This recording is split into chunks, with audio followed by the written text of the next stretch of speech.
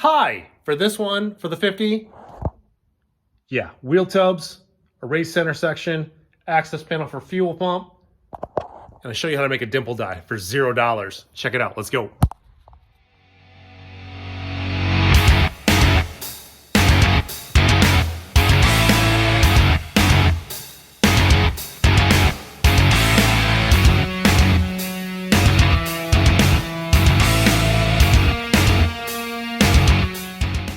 All right, let's finish this out. So I have this tub made. I need to make this one. I need to do a little bit more trimming along this side and then fill in the sides and strengthen this up. And then after I do that, I can go ahead and I gotta raise this floor section up ever so slightly in order to clear for the axle housing and then my two sway bar end links so they don't hit the floor at all. I did a bunch of measuring before I took everything out so I know exactly how high and everything I need to make this. But yeah, let's, first step, I want to clean this section up here and make this tub. First thing I actually did was went ahead and I cleaned up my cut lines in the floor, made them as square as possible on both sides. And then I had to do a little bit of adjustment to this fender in order to shove it out just a little bit more so it lined up perfectly straight. And I have these actually like really symmetrical and I'm really pleased with the way they're coming together. I still have to make a final cut because I want just like a 1/4 of an inch of steel to weld together to overlap.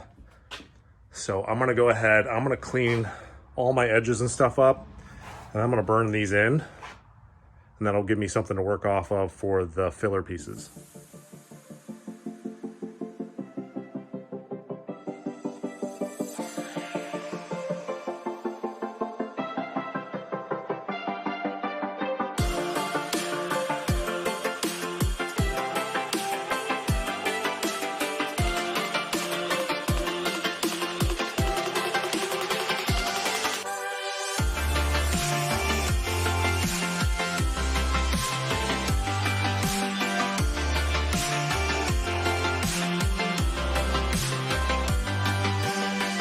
It's hot, and being in that car, like with everything on in order to protect yourself from welding, it gets real steamy real quick, but we got it knocked out, got both sides permanently burned in, looking real good, real symmetrical. Next up, I have to build these side pieces here, and what I'm gonna use for that,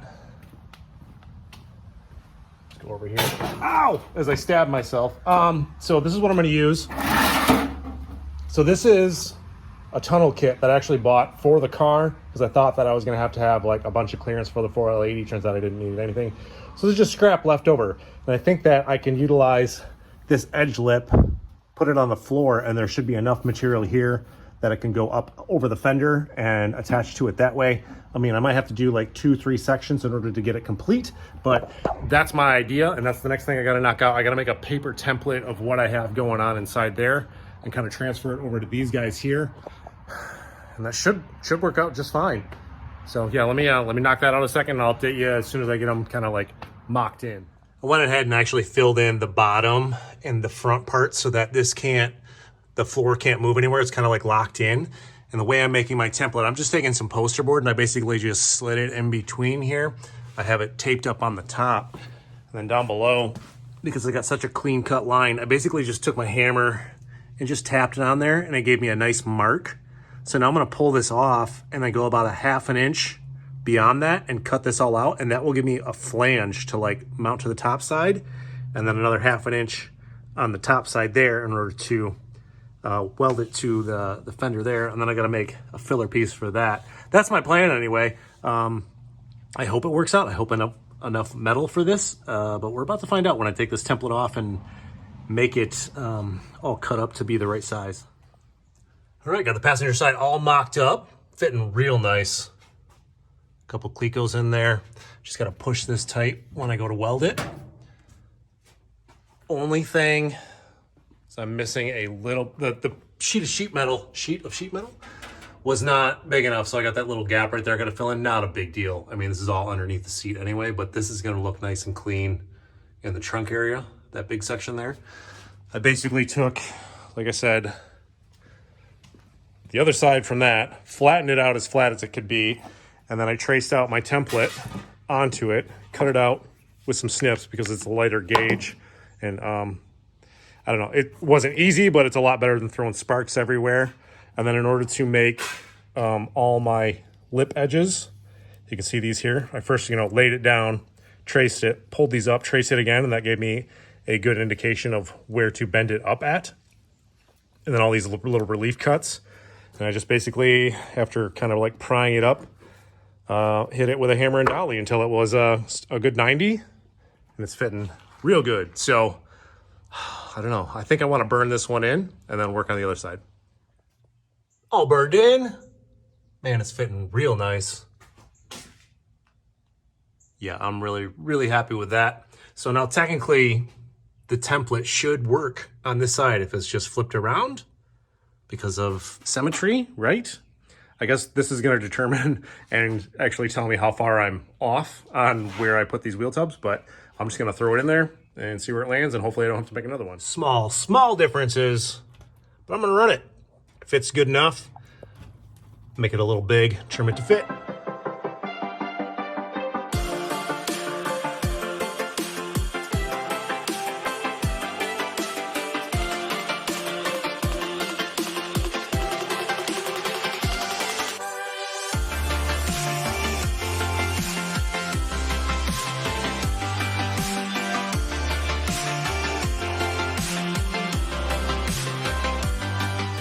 Got both sides done for the wheel tubs. Next up, I got to raise up this center section here in the trunk floor in order to make clearance for the axle and the sway bar links and stuff like that. So that's what I'm gonna tackle next. But as you can see, it's dark out, it's kind of late. I can't really make any more noise right now. So I'm gonna do it tomorrow, but you're gonna see it right after this.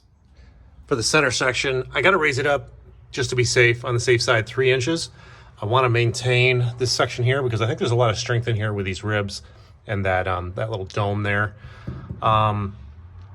If I had like a bead roller and some fancier tools, obviously I would make this all completely out of scratch with some bead rolls and stuff like that in there, but I can't.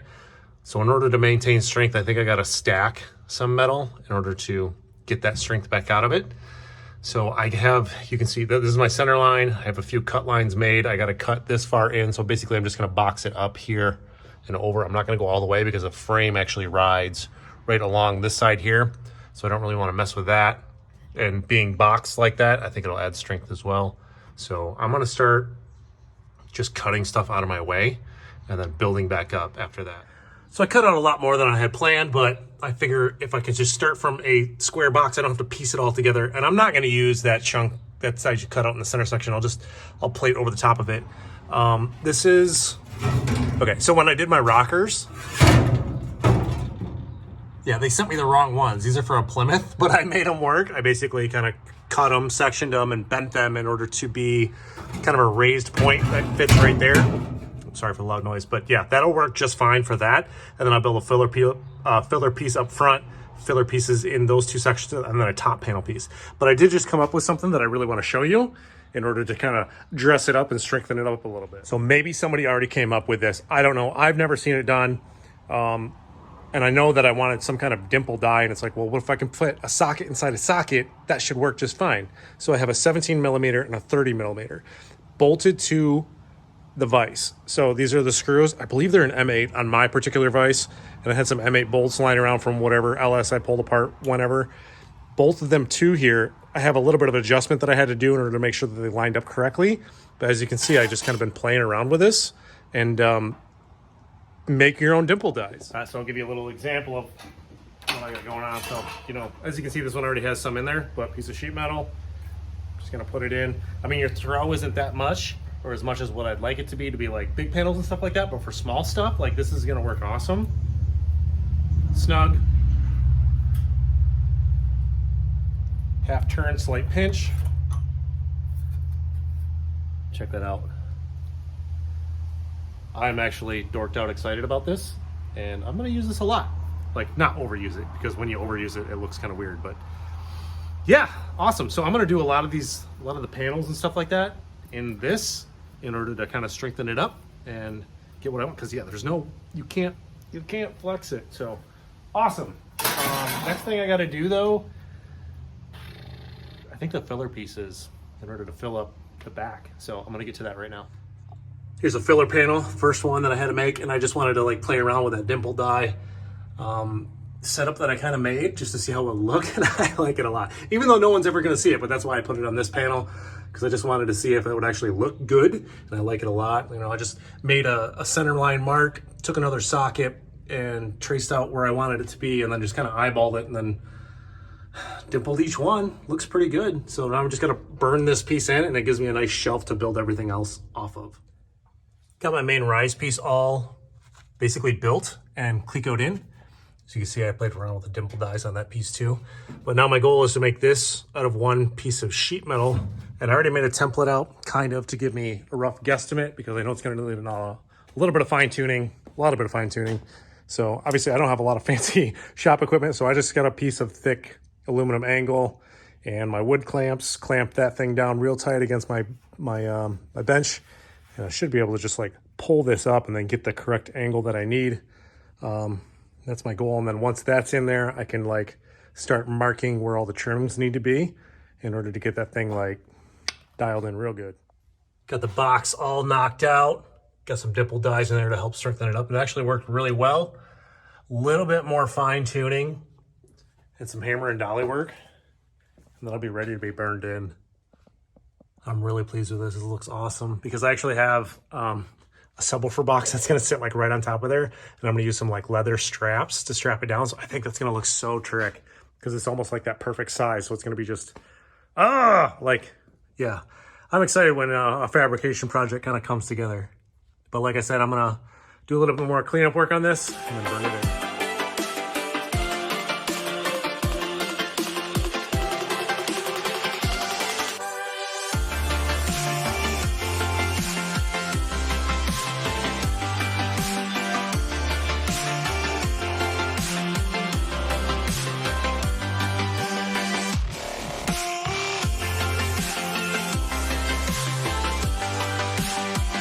All burned in, went ahead and cleaned up all my welds, ground down the high spots, and then just kind of hit it with a wire wheel and a stripper disc, like those little purple discs like that. Those things work so good. Next thing I want to do, so the fuel tank goes right here. You can see where the straps strap to. I want access to the fuel pump and the sending unit if need be. And they're basically, I mean, the fuel pump is right in the center, and the sending unit's more towards the front.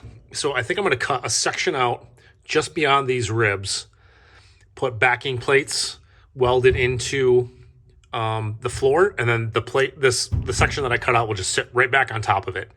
And then I'll be able to like just put a couple of threaded inserts, nutserts in there to hold it down.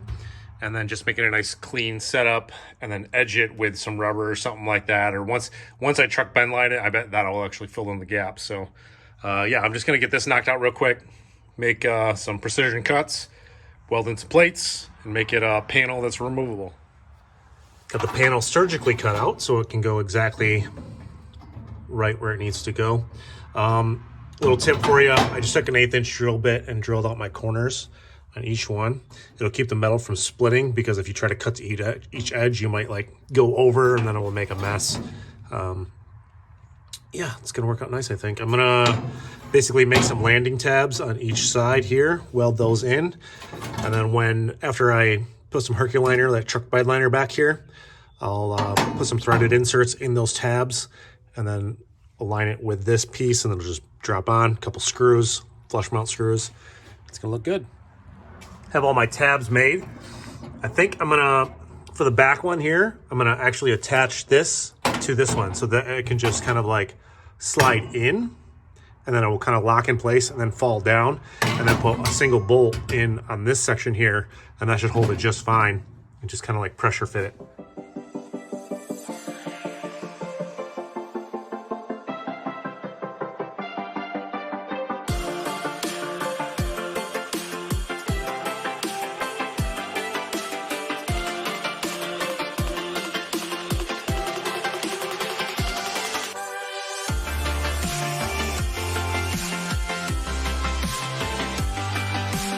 Super simple setup.